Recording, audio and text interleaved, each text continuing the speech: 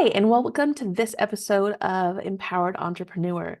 My guest today is Lauran Hurley. Hi, Lauran. How are you today? Hi, I'm doing well. Thanks for having me. I'm glad that you're here. So, you are a college professor, an executive function coach, and a mom of an ADHD kiddo. That is a Mhm. handful. There's a lot going on over here. Yes. And you're also the founder and CEO of Altering Course, which serves students at all ages, and you specialize in helping people increase their emotional awareness and executive functioning skills. Yeah. I suffer from executive dysfunction, so why don't we Mhm. start with a summary of what executive function is? Well, at its simplest, executive function is the set of skills that helps you get things done, but it's your brain telling you to get those things done.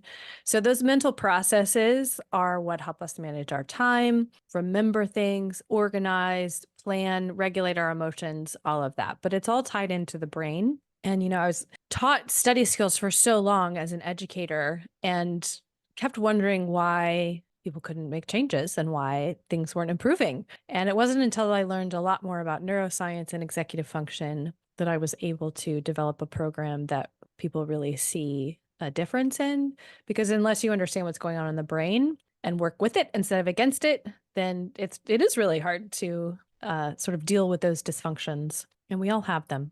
Yes, yes, in one way or another. Now, achieving long-term success in business, how does that correlate with executive function and why is it important to the success in business? Well, it's vital, really, because if you can't organize and you can't remember that you're meeting with the client or you can't manage your finances, then your business is going to suffer. So, one of the stories I like to tell is about, procrastination is the number one thing my students struggle with, but I would say it's also the number one thing my adult clients struggle with as well. But it's usually for a different reason, right? For me, if you think way back to the days when we didn't all have laptops and I was in college in the late 90s. And so when I had to write papers, I had to go to the computer lab, which for those of you who are younger is a place on a campus or in a library with actual desktops.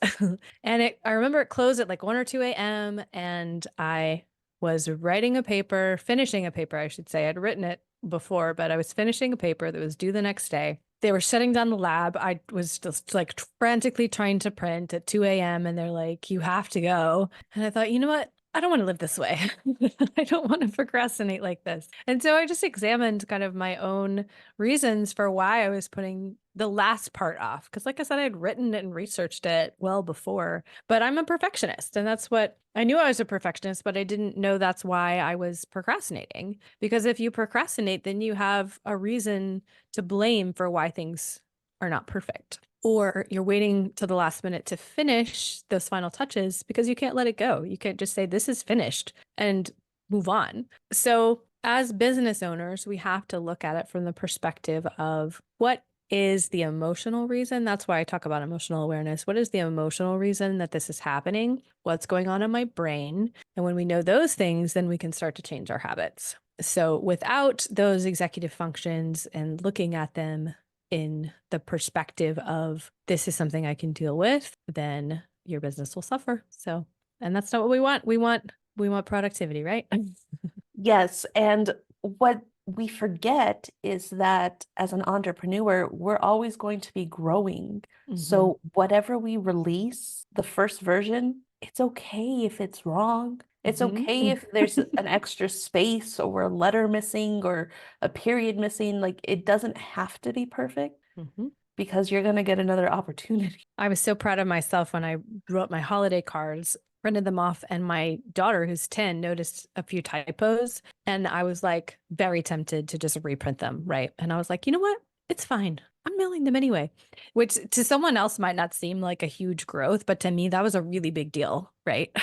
So it's always nice, when we're looking at our executive function, sometimes we'll say things like, oh, I have no time management. And when I'm working with clients, I'll say, you have zero time management, like zero. Like, where are you managing your time? Well, let's look at your day and see where you're just killing it with your time management. And let's start there. Let's see why that's going really well. And then now let's see where's the biggest struggle and let's see why that's happening. So we got to celebrate our accomplishments and celebrate our strengths and recognize that that is what's going to get us to grow, not the deficits. It's the places that we're doing awesome. Right. And we can also see what others are doing and incorporate that. So that way we are not just growing, but expanding our knowledge base. Mhm. Yeah, and part of what we deal with executive function is working memory. And there's a reason why we can remember like everybody who was at our high school prom, but not what we have to bring with us to, in our car or whatever, in our bag. So the working memory is when you're dealing with a client or you're dealing with your task list or you're dealing with things that have to be recalled in the moment. It's sort of like a post-it note, right? Like working memory is you put the stuff on a post-it note that you need to know right then, and then you like get rid of the post-it note later. But some of us, there's like the post-it notes are crumpled and they're like all overlapping in our brains.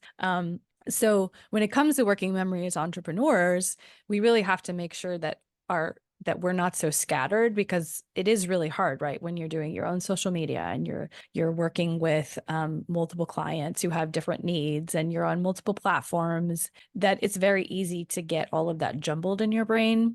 So one of the ways to work on working memory is some silly like little memory games. I actually play a lot of those memory card games with my clients, regardless of how old they are, because that's the first thing that we learn as a child as a way to remember things. But as an adult, the demands of our day are so complex that we forget that we need to actually be working on these, what we would think are basic skills, but add up to being really important for the rest of the way we run our businesses. Oh yeah, I love playing like strategy games Mm. on my phone to decompress, but I know that it's helping the synapses in my brain think Mhm. ahead. Yeah, totally. Yeah. And the thinking ahead, when we're looking at like the short-term goals versus long-term goals, those are actually two separate like functions of executive function. So it's kind of like working memory and long-term memory. Short-term goals can be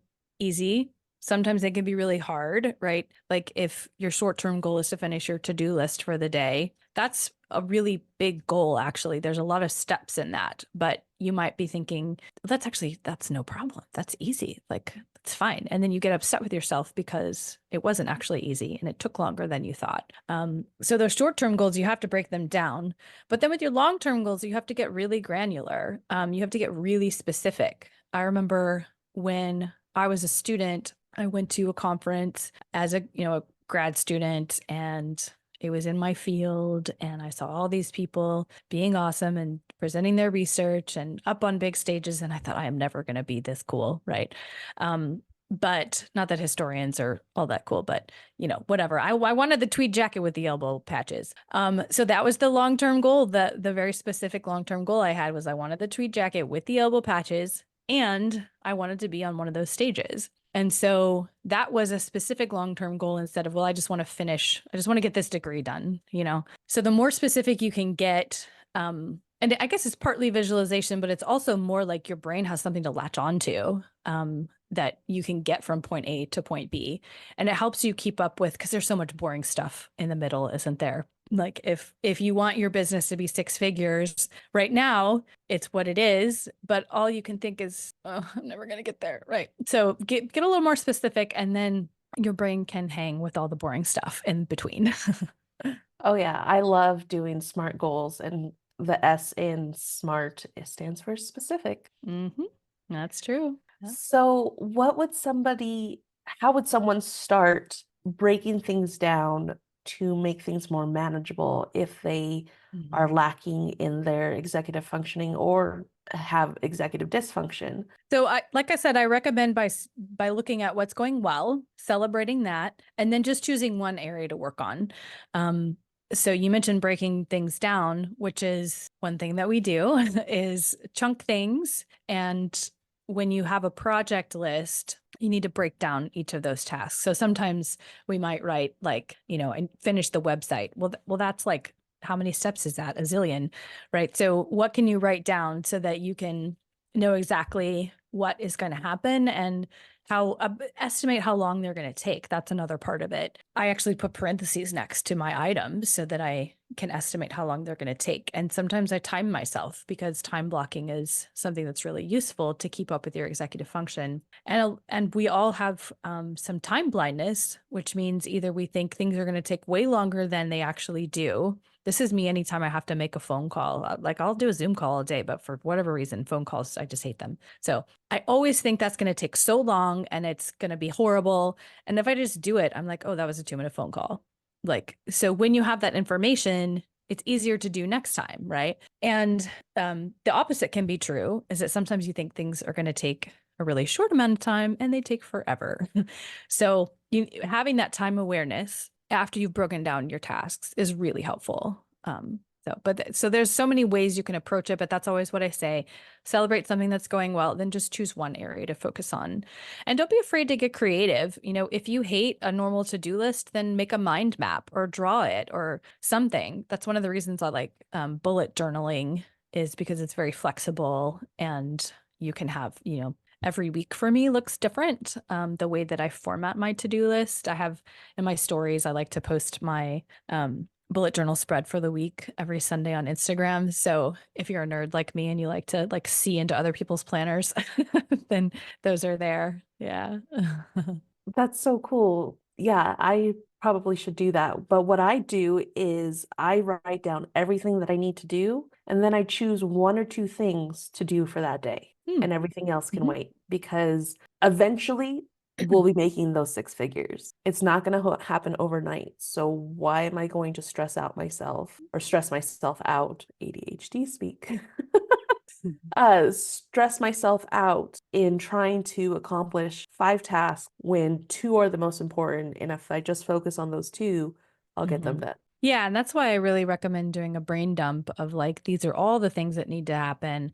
So I'll keep like a master list on my reminders app of all the things that I need to do, because then if I think of it in the moment, I can write it down. But then when I'm planning my week, I decide these are the things that I want to happen on these particular days or that have to happen. And you can evaluate, like, is this a must do or a might do or a later kind of thing. But yeah, it's helpful to get it all out of your brain, but then to organize it. So, and scaffolding the organization like that is something that can really help you stay on track. Oh, yeah. I once described executive functioning or executive dysfunction as carrying a basket around and putting things in it, but then forgetting what you have in the basket. Mm-hmm.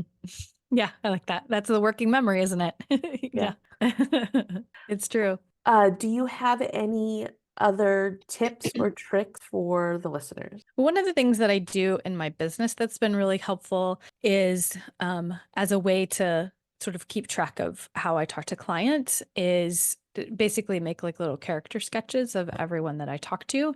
And this is a little bit different than keeping notes, but just thinking like, this is how I remember them. This is what they gave to me, and this is what I need to give to them.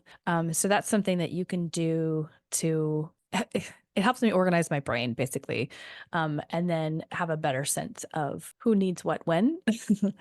Because again, if a task seems boring to you, your brain doesn't want to do it. So you need to give it a little bit of dopamine, give it an interesting way to accomplish that task, maybe set some rewards in place, because that's another thing I do with my business is I'll say, and it's not about performance. It's not about like, well, when the next time I sign a client, I'm going to do this, but it's more about like, I accomplished this. And so now I'm going to go take a walk, or now I'm going to go and play with my dog. Now I'm going to do something that has nothing to do with anyone else.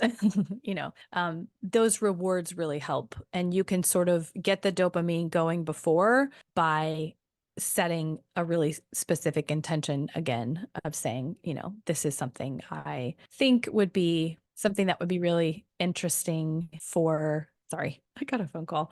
I It's think I okay. got to turn it off. Okay. What was I saying? Rewards. Okay. So one thing you can do to get this sort of dopamine flowing is to, again, be specific on what the reward is going to be. So if you set that intention before, and I actually did it before the podcast recording, is I stepped outside for just a second and I told my brain after the podcast, which I'm looking forward to, it's going to be great. we're going to go outside for longer. You know what I mean? But it's like I gave my brain a little taste of what was coming, so that I could focus all my energy on this and not focus my energy on what's coming next. That's a really good point, and that actually made me think about how some of my clients have these grand ideas to get those six figures, but you have to scale to that. You can't start off by posting 5 times a day, Mm. 7 days a week. You're not going to maintain that. You want something that's sustainable. You post 1 day a week, and then 2 days a week, and 3 days a week, then 4 days, until you're posting at least once every day of the week, and then you add to that. And you Mhm. add to your content, whether it's a podcast episode or a blog or a newsletter, but you can't do everything at once. Yeah, and that's one of the things that makes executive function harder is if you go too full out and you try to do too much at once, then your brain obviously is going to want to give up. So start small, start manageable, and scale up. Yeah. Sustainability. Yeah, because Avoid if you can't, burnout. totally. And because if you can't sustain what you're doing and you hate what you're doing, then your clients are going to tell, your business is going to tell, and then you won't like what you're doing. So, yeah, we got to make our brains happy. That's the moral of the story. The more happy your brain is, the more rest it gets, the more, the less we look on our phones every time we have a break, the more like just we take care of ourselves, then our executive function is better. It's really hard to organize and keep on task and stay focused when you're burnt out. That is true. And that I was going to ask for a final thought, but that's a beautiful final thought. Yeah, take care of your brains. There we go. Because otherwise, what is the point of being an entrepreneur? Right. Because that's why so many of us did this, right? Is because we want to have more control of our time and our resources. And if all we're doing is working around the clock all the time, then it's the point, right? And what do we have to give to people? Oh, well, that is so awesome. I'm going to wrap up this episode of Empowered Entrepreneur so we can both go outside for some fresh air. Perfect. And all your contact information is in the show notes. And thank you so much, Lauran. Wonderful. Thank you. Yeah, y'all reach out to me. I'd love to chat.